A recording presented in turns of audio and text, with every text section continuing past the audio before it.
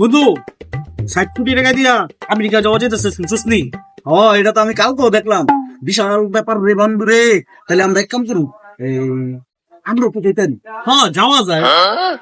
তাহলে তোর কাছে কয়টা আছে? আমার কাছে বন্ধু 40 কোটি টাকা আছে। 40 কোটি?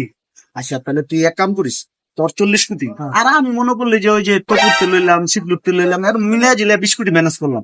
ম্যানেজটা কইরা আমি আগে গেলাম। তুমি আগে যাবো বন্ধু।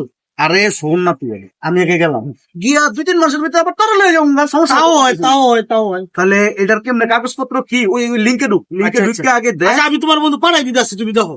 আচ্ছা তুই পাড়া, আর গেছে। হ্যাঁ এই আমি দেখা তোরা জানাম না। আই হাই, কি হইছে?